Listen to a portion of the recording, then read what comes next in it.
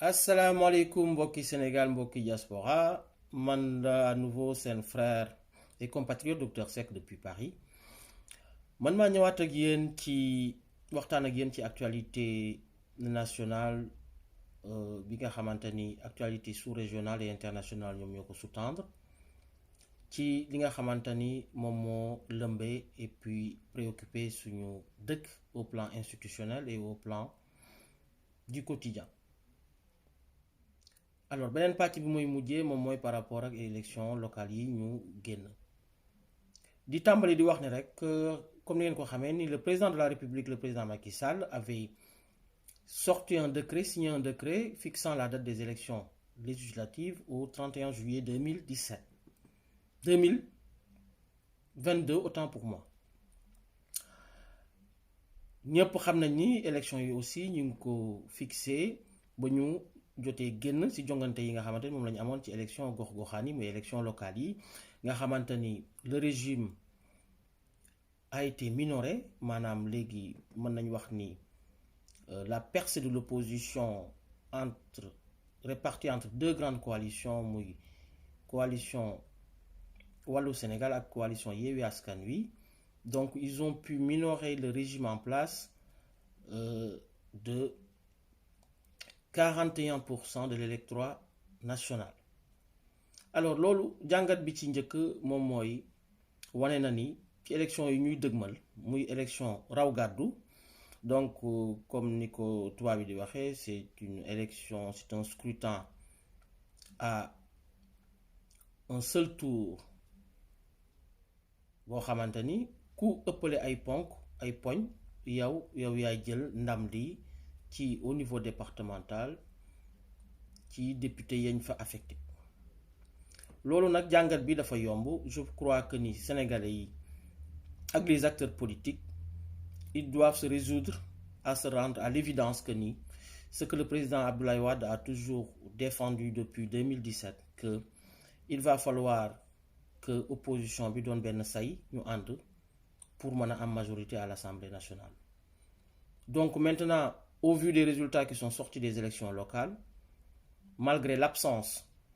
de plus d'une centaine de candidatures des deux grandes coalitions réunies dans plusieurs communes, on est arrivé quand même à avoir un résultat global de 59% au niveau national. Donc loolu muy ay kaddu ay voix wu opposition bi. léegi jàngat bi mooy que opposition bi ils ont une obligation historique de créer une très large coalition. ñëpp xam nañ ni créer une coalition c'est pas si évident que ça, mais il va falloir qu'aussi tirer les leçons et les erreurs du passé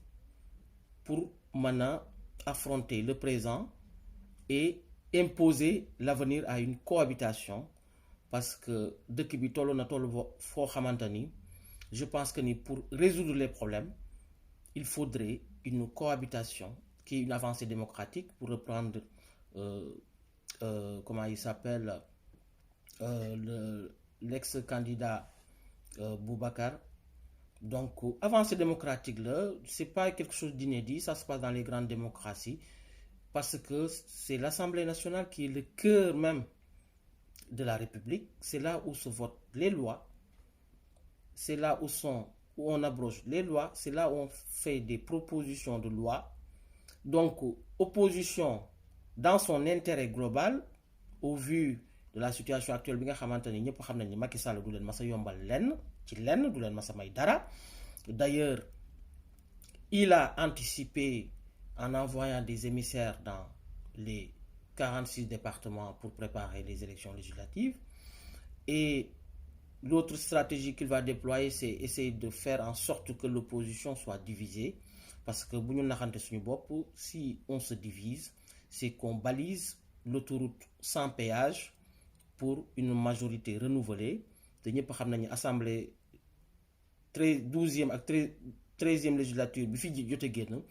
ñëpp xam nañ ni assemblée bi nationale bi non seulement c'est une assemblée contre-productive,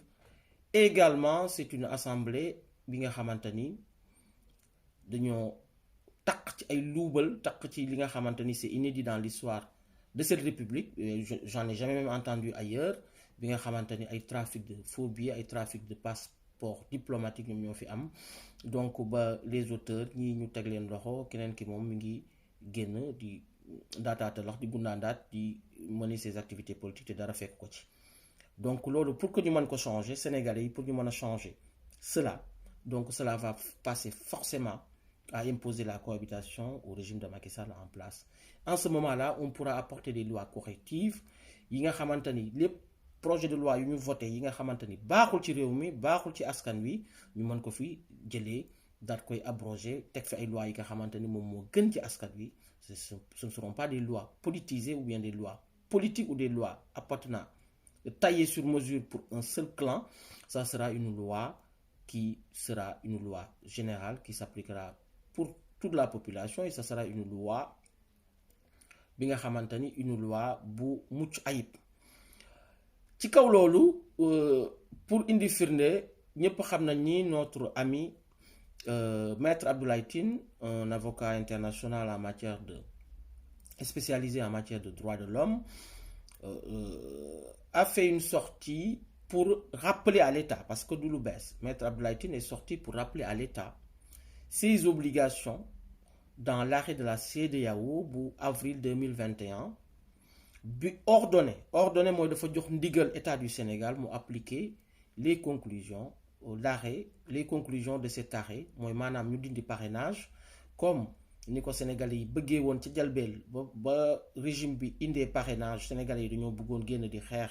jour bu fekkee yéen a ngi koy fàttaliku pour xeex le parrainage bu ñu ko installé dans ce pays ñëpp xamoon nañ ni quadrillage bi amoon dans cette république en bien fépp ay policiers la ñu woon donc ñu voté ko en procédure d'urgence imposé ñu ko donc ñëpp xam nañu aussi parrainage boobu noonu c'est une loi qui a été faite dans la précipitation, c'est une loi incomplète, c'est une loi bu bari ay carence ak ay rëq-rëq mooy maanaam ni ñu ko waxee pour nit ñi comprendre bi ci gën a yomb moom mooy parrainage dafay bañ doublon mooy maanaam man mënuma parrainer Abdoulaye Tine parrainer Karim Wade donc te ñun Sénégalais yi on est que 17 millions te ñu ngi demander minimum 34 000 voix mooy ci arrêt bu ministère de l'Intérieur joxe. Donc 34 000 voix, beaucoup multiplié par 17 millions. Donc ça dépasse très largement la population sénégalaise. Moi, même si xalé yek lire yek maire yek màgget yi ñëpp bu ñu parrainé pour benn nit kase donc du ñu am sax lim bu doy par rapport ak candidature yu exprimé te ñëpp xam nañu élection en démocratie c'est-à-dire citoyen bu nekk am na sañ-sañ c'est pas que les partis politiques citoyen bu nekk am na sañ-sañ ne day bokk ci jongante moom mooy libre choix de participer à des élections donc mooy beneen rëq-rëq bi nga xamante ni loi bi da koo ëmb looloo taxoon arrêté CEDEAO ba ko Maître Tine joyante au niveau de la cour de justice de la CEDEAO ñu ne état ñu jox ko 6 mois pour mu dindi ko ñëpp xam nañu état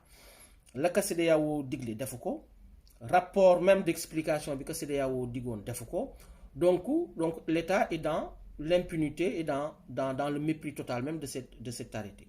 te ñëpp xam nañu nag loi moo tënk réew bu fekkee nag dëkk dañoo dem ba loi kenn mënatu koo appliquer ba loi kenn du ko jëfee ça veut dire que ni république boobu dafa nekk en danger loolu mu may renvoyer rek ñu ci li jot a génn ci élection locale yi nga xamante ni contentieux électoral yi am yépp moom mooy maanaam ñi demoon jooyanti ne kenn gañewu leen wala dafa am ay rëq-rëq ñooñu ñëpp vidé nañ seen dossier ba mu des le cas de Pikine. Le cas de Pikine c'est un cas inédit donc le dernier nu mu tudd contentieux bi ñu vidé récemment muy une très bonne nouvelle que Maître Tine m'avait appris mooy xombol bi nga xamante ni Antoine Diome mi yore ministère de l'Intérieur war a organiser suñuy élection moom moo fa nekk moom fa tegoon plan ñoom waa gox yu bees dañ ko dóor gañe ko ba rawee ko ñetti voix ñoom ñu def recours Antoine Diome et son plan ñu def recours mais recours bi a été favorable à gox yu bees donc cela veut dire que ni seen recours boobu noonu recours ça fondement bi ci ay caaxaan la ak bañ nu mu tudd bëgg foqati victoire boo xamante ni Antoine Diome moom dina ci mêler parce que comme Macky Sall moom ku perdre fa nga dëkk moom mu dégommé la c'est ça sa culture de former un gouvernement ou bien de nommer des personnes à des postes clés de la République. Donc loolu muy une très bonne nouvelle di wax félicitations à la coalition gox yu bees yi ci déculotté bi ñu def Antoine Diome via son poulain bi nekkoon candidat à Khombole. léegi kaw Pikine bi may rappeler rek en avant que ni les jeunes de la coalition de l'opposition à Pikine war nañu organiser benn grande marche comme pour tollonti marche bi ñu defoon il y a quelques semaines de cela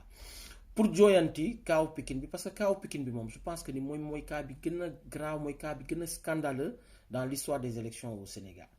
moo tax ma ni ça sera l'occasion, ça sera une opportunité pour l'opposition républicaine, l'opposition démocratique ñi nga xamante ni démocratie bi le président Abdoulaye Wade xeex pendant 26 ans pour que ñu instauré ko ci dëkk bi parce que loolu moom moo ko ñoroon d'abord voilà que démocratie boobu ñu saxal ko donc di wax opposition bi les leaders de l'opposition toute l'opposition confondue surtout les deux grandes coalitions Yewwi Askan Wi ak Wallu Sénégal élan de solidarité ak élan de manifestation de solidarité à l'endroit des populations pikinoises bi ñu organisé woon au QG du candidat qui a été déclaré vainqueur par les urnes muy docteur Cheikh Dieng opposition boobu ñu amaat même élan parce que il doit faire l'opposition, si je dis bien, ils doivent faire de Pikine leur laboratoire de combat contre cette façon d'arracher les victoires électorales yi nga xamante ni askan wi jëmleel nañ ko wala jëmleel nañ ko ci benn candidat que ñu jël ko parce que quand en face bi il s'appelle Timbo, il est l'oncle du chef de l'État et que tout un arsenal et un dispositif de fraude bien coordonné, bien ficelé moom la ñu mettroon en place au préalable avant même les élections ba ci élections yi ñu mettre ko en œuvre pour déclarer seen nijaay Timbo vainqueur de la ville de Pikine alors qu'il a lamentablement échoué. Les Pikinois lui ont tourné le dos, les Pikinois l'ont rejeté avec plus de 2000 voix d'écart en faveur du docteur Cheikh Dieng, le nouveau maire de la ville de Pikine. Boobu ba léegi nag justice bi avec les pièces et les preuves à l'appui yu ñu yor yi nga xamante ni kenn mënu ko laam-laamee, c'est-à-dire que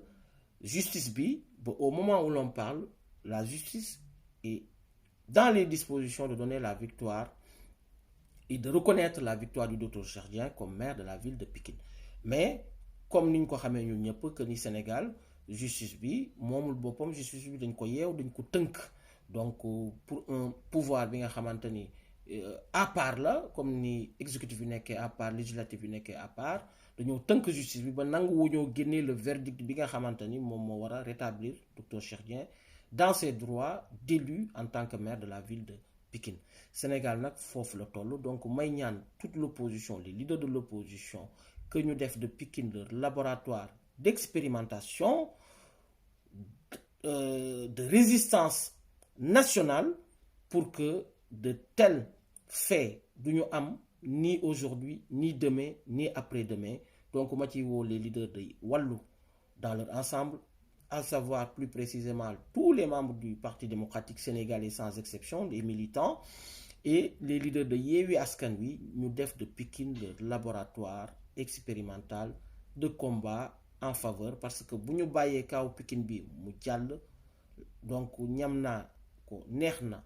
bàyyi naa ko amul fenn, ils feront de même pour les élections législatives à venir et puis ça ne sera plus le cas uniquement de Pikine mais ça sera un cas généralisé dans beaucoup de localités et que yaakaar naa ni fagaru moo gën faju comme ni ko olof yi di waxee mais doo bàyyi ba jaan gi romb ngay dóor ci watat gi. Loolu laa amoon lu ma leen di wax di leen ñaax que ni na peuple bi ak républicain yi taxaw temm pour sàmm suñu démocratie, sàmm suñu liberté, sàmm suñuy droit yu ñu acquérir, que parrainage bi que il n'est pas question ñuy dem ci ay élections yii di ñëw ñuy dëgmal législative yi en laissant passer le parrainage bi nga xamante ne arrêt cour de justice de la CEDEAO da ko beddi te une décision de justice lui est applicable